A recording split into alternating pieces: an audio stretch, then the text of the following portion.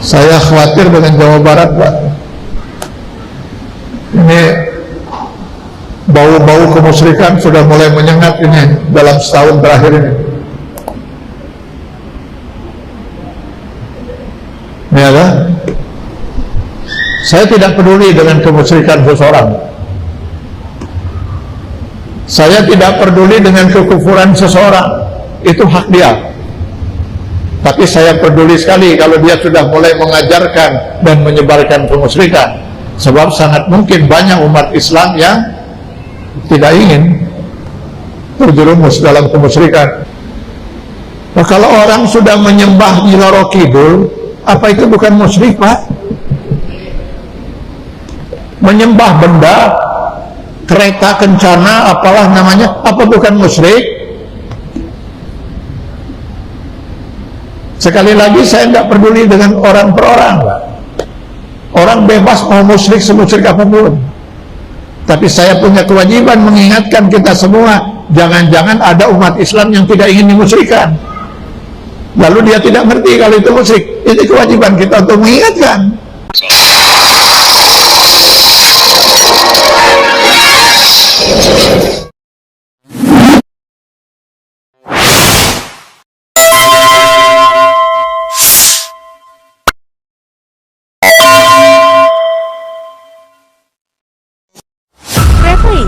Harun People's Opinion.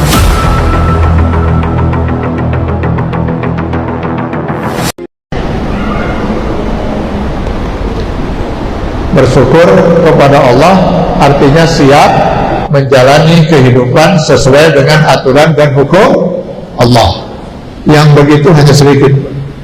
Karena itu hanya sedikit manusia yang bakal masuk surga. Kebanyakan manusia itu akan menjadi penghuni neraka jahanam. Walaqad zara'na li jahannam katsiran minal jinni wal ins. Sungguh kata Allah, kami akan campakkan ke dalam neraka jahanam kebanyakan dari jin dan manusia. Di Quran surat As-Sajdah ayat 13, la'amla'anna jahannama minal jinnati wan nasi ajma'in. Saya akan penuhi neraka jahanam itu dari jenis manusia dan jin. Yang masuk surga cuma sedikit.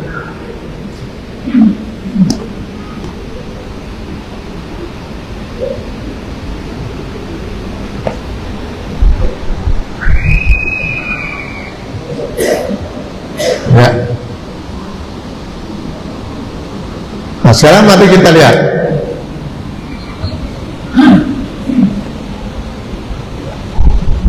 Yang memilih beriman dan yang kafir lebih banyak mana?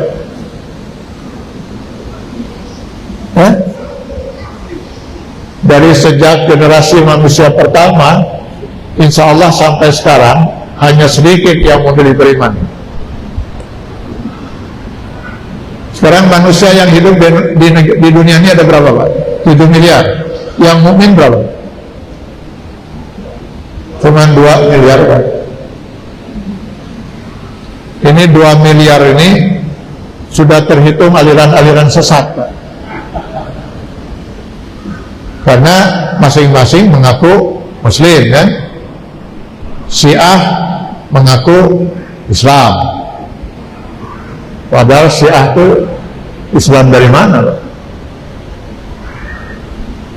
Syahadatnya beda, kitab sucinya, walaupun sekarang mereka pegang Quran, sebenarnya dalam keyakinan mereka Quran yang sesungguhnya ada pada imam yang gaib. Hadisnya beda, mereka bikin kurang lebih 3.000 hadis. Rukun Islamnya beda, rukun imannya beda, azannya beda, qomatnya beda, wudunya beda, sholatnya beda, tanah sucinya beda. Andai kata kita keluarkan ini dari perhitungan Ahmadiyah, keluar itu, mereka punya nabi baru Mirza Ghulam Ahmad, punya kitab suci tambahan Tazkirah, Dan di Jawa Barat ada kurang lebih 250 aliran, Pak. Termasuk salah satu aliran sesat yang pusatnya di Al-Zaitun. Itu dulu kami yang mengeluarkan fatwa di Forum Ulama Umat Indonesia itu. Kita temukan ada 9 ajaran sesatnya itu. Ya. Ini kalau kita keluarkan yang sesat-sesat ini, paling sisanya cuma 1,8 miliar yang mengaku mukmin. Lah yang masih melakukan praktek-praktek kekufuran, kita keluarkan lagi, paling sisanya cuma berapa, Pak? Pantas kalau sahabat Rasul berdoa, Allahumma ja'alni minal qalil, ya Allah masukkan hamba ke dalam kelompok yang sedikit itu. Cuman sedikit, Pak, yang bakal masuk surga.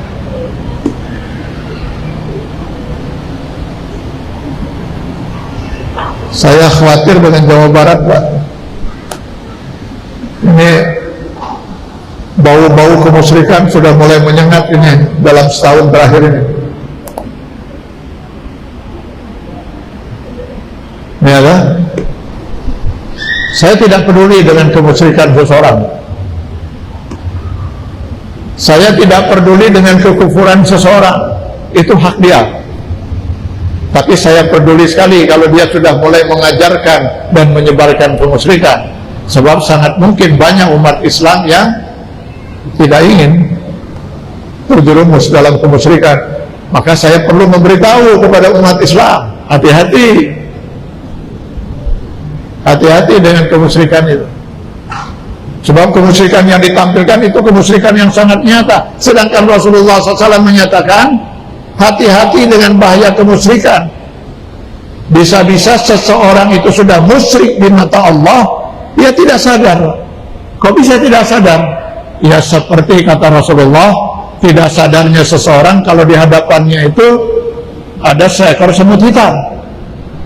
Nah, kenapa dia tidak menyadari?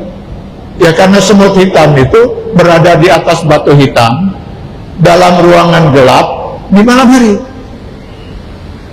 Semut hitam di atas batu hitam dalam ruangan gelap di malam hari. Mungkin nggak terlihat, Pak? Tidak mungkin, Pak. Jangankan semut hitam, atian hitam sebesar gini aja nggak akan kelihatan, Pak. Nah, yang kita saksikan sekarang ini bukan semut hitam, Pak. Gajah, Pak. Gajah di ruangan terang benderang.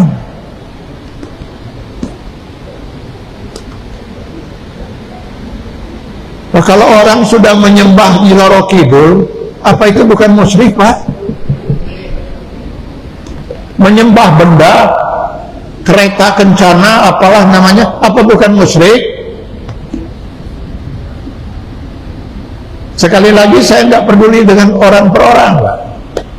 Orang bebas mau musyrik semusyrik apapun.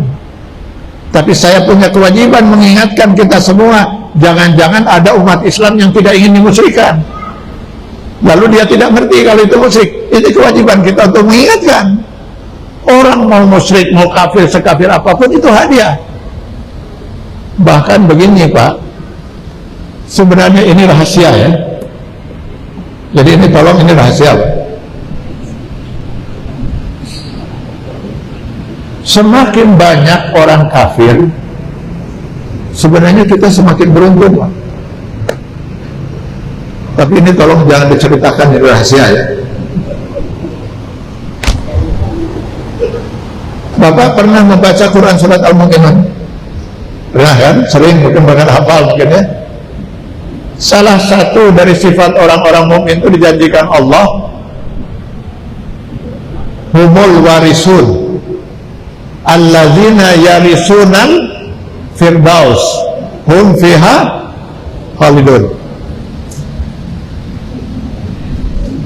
Orang-orang mukmin itu merekalah nanti yang akan mewarisi surga Firdaus, ya, mewarisi surga Firdaus.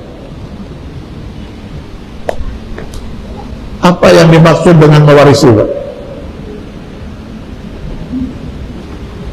Mewarisi itu berarti tadinya itu barang milik orang lain, lalu kita warisi, kan itu warisi itu kan begitu. orang tua punya harta, meninggal, hartanya kemudian diwarisi oleh ahli waris, anak-anaknya misalnya, itu kan waris. Allah menyatakan nanti orang-orang mukmin di akhirat itu akan mewarisi surga Firdaus. Pertanyaannya, surga itu milik siapa? Milik siapa sehingga orang itu harus, orang mukmin mewarisi? Lama saya dulu mencari jawaban ini, Pak. Ya ketemu setelah baca beberapa kitab tafsir. Dulu bayangan saya Allah itu menciptakan surga, Pak. Lalu menciptakan neraka. Surga luas, neraka luas. Manusia disuruh milih mau masuk mana itu. Kalau manusia semuanya milih masuk surga, bisa tersedia itu tempat itu. Maksudnya mau masuk neraka semua, bisa, luas neraka itu. Bayangan saya seperti itu, ternyata nggak demikian, Pak. Setiap kita manusia oleh Allah sudah disiapkan satu kapling di surga, satu kapling di neraka. Saya punya satu kapling di surga, saya juga punya satu kapling di neraka. Bapak sama, ibu sama. Jadi kalau semua manusia masuk surga, sudah masing-masing sudah ada kaplingnya. Semua manusia masuk neraka, masing-masing sudah ada kaplingnya. Maka nanti ketika kita masuk surga, jelas di surga itu ada banyak kapling yang kosong. Kenapa kosong? Orang-orang kafir kan tidak akan masuk ke dalam surga satu detik pun, Pak. Innal ladzina kafaru min ahlil kitab wal musyrikina fi nari jahannam khalidina fiha. Tidak akan pernah mereka masuk surga satu detik pun. Berarti ada sekian kapling yang kosong kan? Kan sayang, Pak. Maka nanti bapak dan ibu akan masuk ke dalam surga, mengambil kapling bapak dan ibu dan mewarisi kapling orang-orang kafir yang tidak diambil oleh mereka. Karena itu saya yakin bapak ibu nanti minimal punya 2 kapling di surga. Minimal itu ada kemungkinan 3, Pak. Bahkan kalau lihat perbandingan tadi, bisa-bisa 5 kita dapat kapling itu, Pak. Jadi sebenarnya semakin banyak orang kafir, semakin banyak kita dapat kapling di surga, Pak. Saya hanya ingin menyatakan, saya tidak pernah merasa rugi kalau ada orang kemudian membawa kemusyrikan dan kekufuran di negeri ini. Saya hanya peduli untuk mengingatkan umat hati-hati bahwa ini adalah kemusyrikan. Kalau nanti umat tidak mengerti, lalu mereka terbawa ke dalam kemusyrikan itu, ya, karena ketidakmengertian. Nah, jadi kita sudah bahas 2, ya, mengesahkan Allah dari segi zat, mengesahkan Allah dari segi sifat. Yang ketiga, la ilaha illallah itu baru benar terjaga kemurniannya jika seorang juga mengesahkan Allah dari segi hukum yang ditetapkan oleh Allah. La ilaha illallah, la hukma illallah, inil hukma illa lillah. Yang berhak menentukan hukum itu hanya Allah. Sekarang saya tanya, Pak, Bapak Ibu sekalian, mohon izin saya bertanya. Iblis beriman nggak kepada Allah? Saya yakin, aku yakin, Pak, keimanan iblis terhadap zat Allah jauh di atas kita. Bapak Ibu yakin nggak bahwa Allah itu esa, tidak beranak, tidak diperanakan, tidak ada sekutu baginya? Yakin? Kenapa yakin? Pernah melihat Allah? Pernah berdialog dengan Allah? Lalu dari mana Bapak bisa yakin? Firman-Nya. Allah berfirman, qul huwallahu ahad, Allahu samad, lam yalid walam yulad walam yakul lahu kufuwan ahad. Kita percaya, kita beriman hanya karena Allah berfirman, kan itu. Iblis, saya yakin lebih beriman dalam hal ini, Pak, dibanding kita. Kenapa? Iblis langsung berdialog dengan Allah, Pak. Iblis melihat langsung kalau Allah itu tidak punya anak, tidak punya cucu, tidak punya sekutu, Pak. Silakan baca Al-Quran. Berapa kali terjadi dialog antara Allah dengan iblis, Pak. Jadi pantaslah kalau iblis dan keturunannya itu sempat hidup dalam keimanan selama 80.000 tahun, menurut riwayat yang dikutip oleh Imam Al-Ghazali dalam kitab Minhajul Abidin. Wallahu a'lam. 80.000 tahun hidup dalam keimanan. Lalu kenapa akhirnya iblis dinyatakan gugur keimanannya dan dilaknat oleh Allah Subhanahu wa taala? Hanya karena mengkufuri satu aturan Allah. Gugur keimanan 80.000 tahun. Hanya mengkufuri satu aturan Allah, tidak mengesahkan Allah dari segi aturan dan hukumnya. Gugur keimanan iblis 80.000 tahun. Sekarang pertanyaannya, Pak, kalau iblis dinyatakan gugur keimanannya dan lalu dilaknat oleh Allah hanya karena mengkufuri satu aturan Allah, bagaimana dengan seorang yang mengaku mukmin lalu mengkufuri sekian aturan dan hukum Allah? Apa orang itu tidak lebih iblis dari iblis?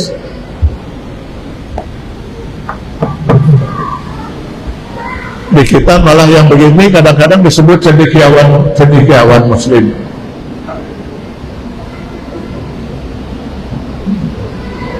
Dulu ada seorang cendekiawan muslim yang sangat terkenal, Pak, di Indonesia ini. Kalau saya sebut namanya, kemungkinan besar Bapak Ibu kenal namanya, karena tak terkenal.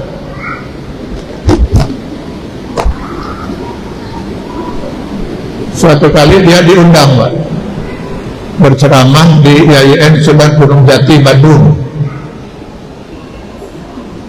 Selesai ceramah, ada seorang mahasiswa bertanya, bagaimana pendapat Bapak tentang wanita dengan jilbabnya itu, seperti ibu-ibu sekarang? Apa hukum berjilbab? Jawaban sang cendekiawan, oh, itu katanya budaya Arab. Lalu kata si mahasiswi, budaya Arab bagaimana maksudnya, Pak? Quran surat Al-Ahzab 59, An-Nur ayat 31 jelas mewajibkan seorang wanita itu menutup auratnya. Hadis Rasulullah SAW ketika menasihati putrinya Fatimah, wahai Fatimah, jika seorang wanita itu sudah mencapai usia akil baligh, maka seluruh tubuhnya adalah aurat kecuali ini dan ini. Rasulullah menunjuk muka dan kedua telapak tangannya. Ini Al-Quran, Pak, ini hadis, kata si mahasiswa. Apa jawaban sang cendekiawan itu?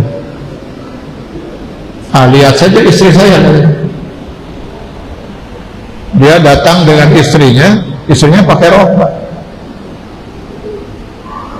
Justru si mahasiswi itu kenapa bertanya masalah ini? Karena dia lihat istri sang cendekiawan itu.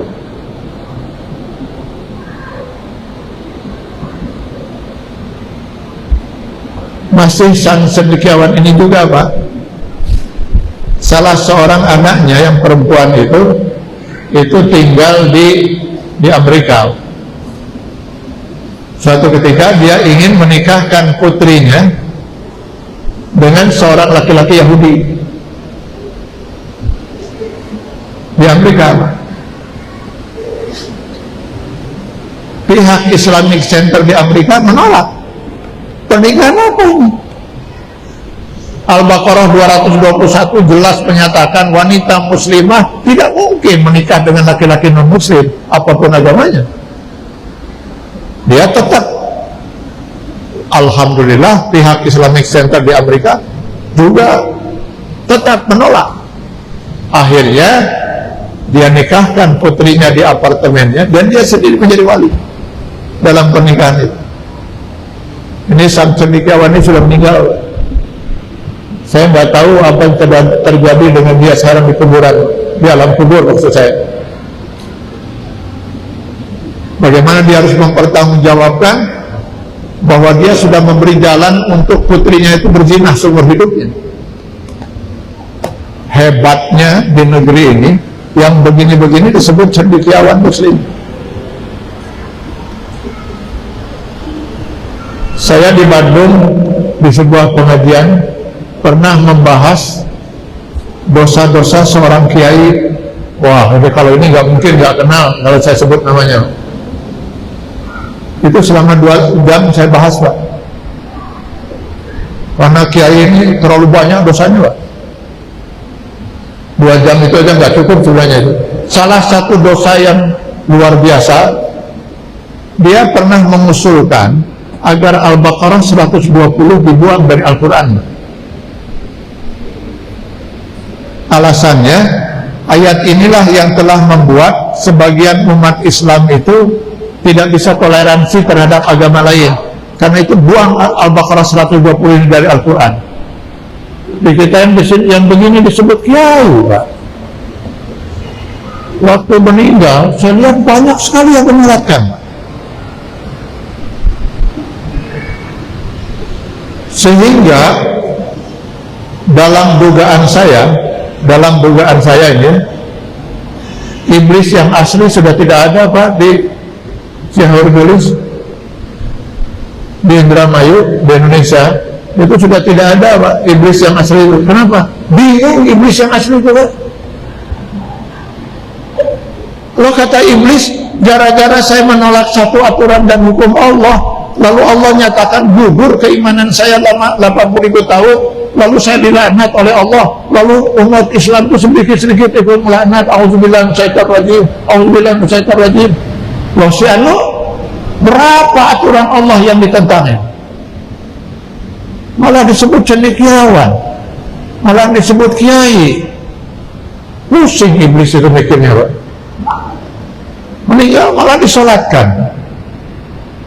Saya terus terang saja, Pak, saya bukan mendahului Allah, saya berpegang pada Quran dan Sunnah. Insya Allah di saku saya ada beberapa orang yang kalau meninggal insya Allah saya tidak akan sholatkan. Tidak bisa satu ayat pun dikufuri, Pak. Jangankan dikufuri, diragukan pun tidak mungkin. Zalikal kitabu la raiba fihi. Yang tidak boleh kita ragukan itu mana? Alkitab, isi Al-Quran ini 6.666 ayat ini, tidak boleh ada satu ayat pun diragukan, apalagi ditentang. Sekarang mari kita muhasabah, Pak. Mari kita bermuhasabah. Sudah berapa tahun negeri ini menjadi negara yang merdeka, Pak? 80 tahun. 80 tahun kita menjadi bangsa yang merdeka. Pertanyaan saya, selama 80 tahun belum pernah satu detik pun kita melaksanakan aturan dan hukum Allah dalam kehidupan bermasyarakat bernegara. Satu detik pun belum pernah kita laksanakan. Katanya penduduknya mayoritas muslim. Kenapa tidak kita laksanakan? Yakin ini benar? Kalau yakin, kenapa tidak dilaksanakan? Mestinya kita harus tanya itu orang-orang yang jadi di legislatif itu, kenapa tidak segera dilaksanakan hukum Allah ini? Emangnya Al-Quran ini diturunkan hanya sekedar untuk dibaca? Dia sebagai hudan lil muttaqin, hudan lin nas, sebagai pedoman hidup, Pak. Apa bedanya ayat sholat dengan ayat-ayat pidana Islam? Bedanya apa? Sama-sama hukum Allah, diturunkan untuk menjadi pedoman hidup, untuk dilaksanakan, bukan untuk sekedar diketahui dan dibaca.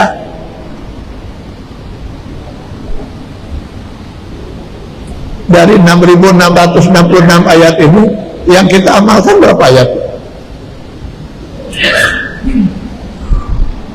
Pertanyaannya, masihkah kita la ilaha illallah? Mudah-mudahan kita yang hadir, ya, Pak. Karena itu kepada mereka yang memilih beriman. Allah menyeru di Al-Baqarah 208, ya ayyuhalladzina amanu udkhulu fis-silmi kafah. Kalau memang kalian memilih beriman, masuklah ke dalam Islam itu secara kafah, secara totalitas, bukan hanya sebatas sholat, zakat, saum, haji. Seluruh kehidupan kita itu harus Islam, mulai dari bangun tidur sampai dengan tidur lagi. Bangun tidur, apa yang kita baca? Kita langsung berdebat, langsung berhubungan dengan Allah. Apa yang kita baca? Alhamdulillahilladzi ahyana ba'dama amatana wa ilaihi nusur. Masuk WC, kaki mana duluan? Ini supaya kita beda antara yang mukmin dan yang bukan mukmin, enggak? Kaki mana duluan? Kaki kiri. Apa yang dibaca? Allahumma inni a'udzubika minal khubuthi wal khaba'is. Selama di WC ada aturan? Ada. Tidak boleh menghadap kiblat, tidak boleh membelakangi kiblat. Keluar dari WC, kaki mana duluan? Kanan. Apa yang dibaca? Ghufranak atau alhamdulillahilladzi azhaba anyal adza. Awas jangan sampai tertukar dengan alhamdulillahilladzi at'amana wa saqana. Nah, ini orang ini dikasih tadi makan apa ini? Supaya beda, Pak. Maka Islam datang untuk mengatur kehidupan kita semuanya ini per detik, Pak. Setelah itu kita makan. Dalam Islam ada nggak aturannya di situ? Ada, Pak. Tidak semua yang ada itu boleh kita makan, kan? Ada yang haram zatnya, ada yang haram cara memperolehnya. Yang haram zatnya sedikit itu darah, bangkai babi dengan segala binatang yang disembelih dengan tidak menyebut nama Allah. Kalau daging ayam halal haram. Daging ayam halal haram. Halal kalau punya kita. Kalau punya tetangga,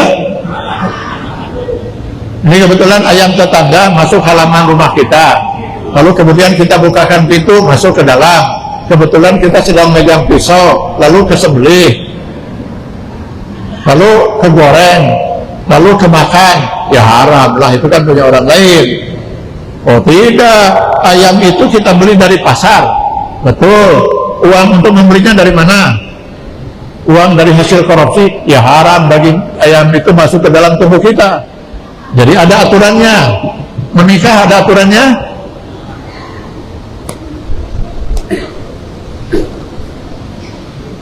Ketika suami istri mau melakukan hubungan suami istri, apa yang dicontohkan oleh Rasulullah? Saya pernah baca dalam buku itu, saya hanya belum saya telusuri hadisnya ya, sahih atau tidak itu. Rasulullah itu kalau mau melakukan hubungan dengan istrinya, beliau ambil air wudu dulu, Pak. Lalu kemudian sholat sunnah, mungkin sholat sunnah syukur wudu gitu. Tapi ini terus terang saya belum telusuri kesahihan hadisnya, Pak. Cuman ketika saya sampaikan, lalu ada orang nyeletuk, wah Pak, kalau wudu dulu, sholat dulu, udah keburu kemana gitu. Ya minimal yang dicontohkan Rasul itu jelas ada sahih hadisnya itu. Rasulullah baca apa? Bismillahi Allahumma jannibna syaitan. Ini kok nggak ada yang nyaut ini? Bismillahi Allahumma jannibna syaitan. Ini pada nggak hafal ini. Jadi selama ini gimana nih? Bismillahi Allahumma jannibna syaitan wa jannibis syaitan ma razaq. Nah, gimana ini? Jadi salilaya itu kumaha tuh? Bapak Ibu, ini saya berikan gambaran ya, kenapa Islam itu mengajarkan sampai pada tingkat seperti ini. Ketika ini saya masih ada waktu nggak nih? Masih bisa 10 menit lagi? 5 menit. Ketika suami mengirim sperma ke rahim istrinya, ini kata orang-orang ahli ya, saya juga hanya baca-baca aja ya, 1 kali kiriman itu mengandung kurang lebih antara 3 sampai dengan 5 ml sperma. Ini kalau yang masih muda-muda ya. Kalau yang udah pakai KP lah paling 1 mili lah gitu. Yang masih muda ya 5 mili. 1 mililiter itu mengandung 70 juta kalori. Jadi sekali suami mengirim sperma ke dalam rahim istrinya, itu mengandung 350 juta calon taruna. Hampir 2 kali jumlah penduduk Indonesia. Sekali suami ngirim sperma, Pak. Yang paling harus banyak bersyukur sebenarnya ibu-ibu. Bayangkan kalau 350 juta itu jadi semua. Ibu akan mengandung anak kembar 350 juta. Begitu melahirkan itu, baru selesai semuanya dilahirkan, langsung innalillahi wa inna ilaihi. Dengan kemahakuasaan Allah, 350 juta itu kalau satu sudah masuk, maka rahim ibu itu akan menolak.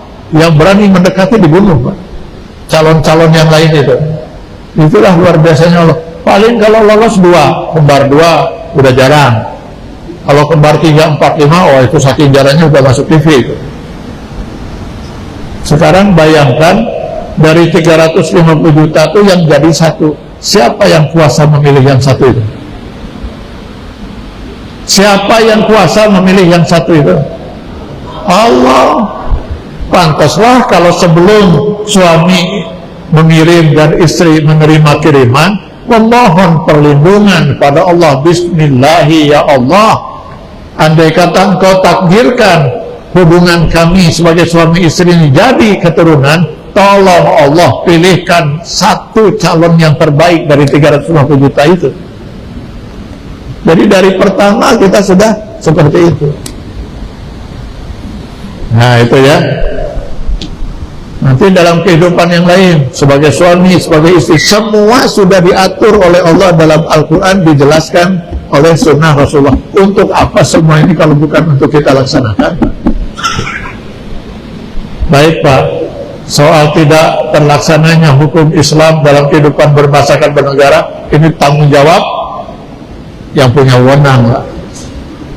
Nanti lihat di rumah Al-Maidah 44, 45, 47, jelas Allah menyatakan wa man lam yahkum, barang siapa yang punya wewenang untuk menetapkan aturan dan hukum, lalu dia tidak pergunakan wewenang itu untuk menetapkan dan melaksanakan aturan dan hukum Allah. Al-Maidah 44 kafir, Al-Maidah 45 zalim, Al-Maidah 47 fasik. Ada yang selamat? Tidak ada, Pak. Maka kalau bapak, ibu punya saudara jadi anggota DPR, tanya Pak, kenapa tidak memperjuangkan syariat Islam itu dilaksanakan di negeri ini? Sudah saya perjuangkan, gak berhasil. Alhamdulillah, selamat. Jadi kalau dia tidak mau memperjuangkan, kenapa tidak memperjuangkan? Kalau menganggap aturan Allah itu terlalu kejam, tidak sesuai dengan HAM, bertolak belakang dengan HAM, tidak manusiawi, tidak ada lain kecuali kafir itu. Bapak, Ibu, dan hadirin yang saya hormati, ini yang ingin saya ingatkan kita semua, Pak. Hati-hati dengan tiket ini. La ilaha illallah adalah tiket yang bisa menjamin kita untuk memasuki surga Allah Subhanahu wa Ta'ala.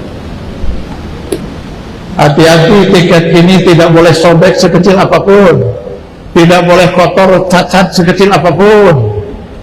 Akidah tidak ada istilah rada mukmin atau rada kafir. Pilihan manusia hanya satu di antara dua, mukmin, kafir. Kalau mau beriman, beriman kepada semua aturan dan hukum Allah, laksanakan. Kalau tidak, ya kafir. Pilihannya cuma karena di akhirat juga Allah hanya menyediakan 2 tempat, surga dan surga untuk tempat kekalnya orang mukmin, neraka untuk tempatnya orang kafir. Kalau yang rada kafir, rada mukmin, mau di mana? Mau rada di surga atau rada di neraka? Kan nggak ada, Pak. Jadi mukmin atau kafir. Pertahankan akidah kita agar jangan sampai lepas tiket itu dari tangan kita. Mudah-mudahan kalau akidah bisa selamat, kita selamatkan, insya Allah Allah siap untuk memasukkan kita ke surga. Kalau dosa pun banyak, Allah Maha Pengampun terhadap dosa. Tapi Allah tidak akan pernah mengampuni orang yang mati dalam kemusyrikan. Baca An-Nisa ayat 48. Innallaha la yaghfiru an yushraka bihi. Allah tidak akan pernah mengampuni orang yang mati dalam kemusyrikan. Tapi Allah siap untuk mengampuni orang yang berpegang pada tauhid, walaupun dia mempunyai banyak dosa. Allah Maha Pengampun terhadap segala macam dosa.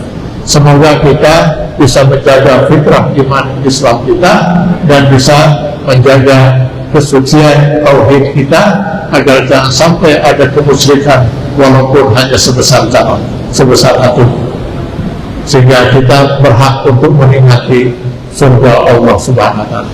Ini saja saya kira yang ingin saya sampaikan. Mudah-mudahan Allah selalu membimbing kita di jalan yang diridhai. Amin ya Allah ya Rabbal Alamin. Terima kasih. Aku lupa bihaza. Astaghfirullah li wa lakum. Assalamualaikum warahmatullahi wabarakatuh.